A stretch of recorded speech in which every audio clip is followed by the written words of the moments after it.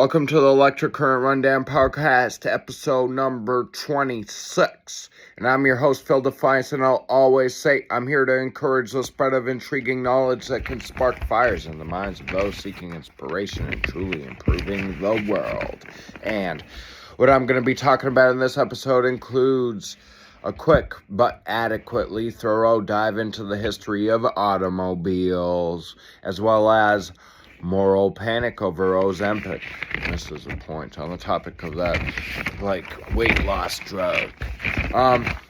And also I want to say quickly at the start of this episode, last week I was a little bit off target on posting my episodes. Obviously I've been normally posting 3 episodes a week, and the last 2 of the week are normally on Thursdays and Saturdays. But last week, I didn't do that because I had an issue with my clothing website, planebold.com, when it came to me releasing color options. Yes. So, I had to fix it because there was a software issue on the website, so it took a bit of time, a bit of effort, and it was a high priority for me to get it done. Normally, I do release episodes on Thursdays and Saturdays other than Tuesdays, but that time around, I really had to do that work. It was a very pressing concern, so I had to do it, and that's why I was a bit off target. But normally I expect my episodes on Tuesdays, Thursdays, and Saturdays. That's what I normally do. But when something important comes up, I have to do that. I had no choice but to do it that way in that case.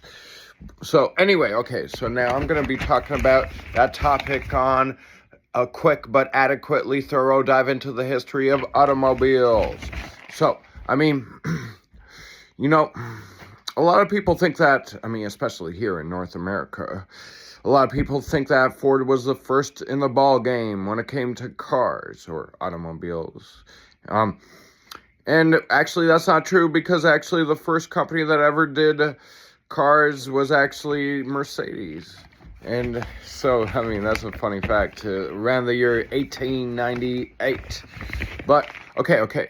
I'm just going to get right back into that subject real quick. But first, I'm going to have this quick break where I'm going to say, plain bold clothing, live life to the fullest. What happened the last time you went to a party? While on a great adventure, you'll be the life of the party. With clothing like our authentic plain goose items, you'll get exuberant designs you'll need. We usually have some sales, so you can save money too. Be like a goose on a plane on a flight to a great adventure. Go to planebold.com today. That's plain, like airplane. Planebold.com. So, on that topic of automobiles and the history of it. That's funny. A lot of people think that Henry Ford was the first one in the ball game, but no, it's not true. It was Mercedes. But actually, what Henry Ford accomplished with his Ford Motor Vehicle Company was that he made the car to be cheaper. He wanted to make sure that the average working man could afford a car, including his employees. He wanted to make sure that his own employees could afford a car, because Mercedes, all the way till today, is well known to be luxury only, mainly, right? And so, their main lineup of vehicles include pretty high-priced items, right?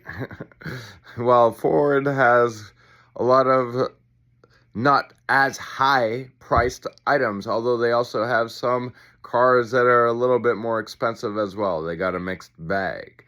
The tradition holds true for both companies, although, they both have a little foray into more expensive for Ford and a little bit cheaper for Mercedes on the lower end and higher end for Ford. But, it's funny, too. Both companies, of course, are still around today, 125 years later, basically. Around that, And so, of course they are. That's the first one in the ball game. That's Mercedes. And then the second, well, I'm not sure if Ford was the second one in the ball game. There may have been a couple others right before it. I don't know that much, but I do know that Ford was like the first one that really like brought it like to a huge market, like with a massive customer base. They really expanded the customer base with what they did. And that's why both companies, both of them are like still around today for good reason, obviously. 125 years later, basically. And so, that's where it all started. And then, of course, you fast forward to today, that's where we're at. When it comes to the two companies, anyway. Obviously, there's others. But, okay, as I said, there's a history. What happened in between, right? Okay, so, Ford had the Model T, and they did that for, 15 or 10 years. And then they ended up adding to their product lineup, and they discontinued the Model T by 1918, around then. So that was about 15 years, right? And so everybody knows about the Model T, though. That's famous history right there. And so then Ford brought out a few different models, and those cars, a lot of people know that vintage early look. A lot of people associate that look of vehicle with mobsters, right? And they had that kind of car. They had that look all the way into the 1940s, really. And obviously along the way, around 1915 or so, other big players in the game came out, maybe around 1910 for a couple of them. But those other big players included names that are still synonymous with vehicles all the way to today. And that includes Chevy and General Motors, also known as GMC, obviously. Well, okay, I'm going to finish up on that real quick after this quick break. So, on this break, I'm going to say, riding a motorcycle like thunder on the highway is like a dream. Gripping handlebars, cool wind, gorgeous views. What life's about is soul food. Look good while doing it. Get great motorbike clothing at planebold.com today. That's plain like airplane, planebold.com. And so, to finish off on that topic of vehicle history, so by the mid-40s, though, specifically focusing on Ford, even though obviously, they're highly influential, once they started doing a little bit of switch-ups, obviously the industry copied a bit. They followed along. But, by the 40s, Ford ended up making their first lineup of trucks, the late 40s, really. Before that, they were doing the gangster look, right? That's what people call it nowadays. A lot of people feel that way. Anyway, so they ended up making that truck, the first truck, and, up until, the 70s, really, the trucks were really the cars that were, the main thing that Ford was doing in the whole industry, basically. Especially Ford, and that's a big player, right? But, yeah, so, trucks were the big thing after the gangster cars, and, after that, at the end of it all, okay, my bad. So, by the 60s, they ended up coming out with the muscle cars, and, by the 80s, it was, a little bit different, wagons and all that, and, by the 2000s all the way till now, it's funny because, for a couple decades from the late 40s till the 60s, they were, the trucks were the big thing, and then after the year 2000, boom, it was pure trucks. Those are the big things nowadays.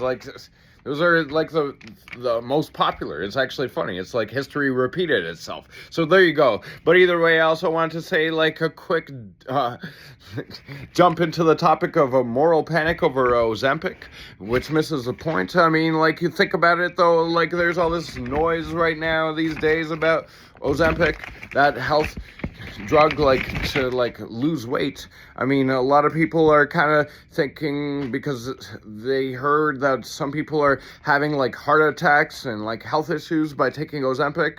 I mean, it's interesting because there's also positive side effects to the thing. So I mean, it's like a mixed bag. Either way, I mean, this is my 10-minute episode, so I'll get more into that topic on my next episode. I mean, it took me a little bit longer to talk about vehicles than I thought it would. But either way, I got into a little bit of that topic on Ozempic, and I'll continue it on the next episode. But either way, that's my end to my 26th episode right here with me, your host, Phil Defiance.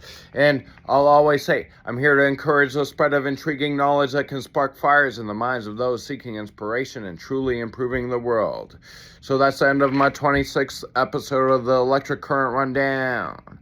So, till next time, have a good one.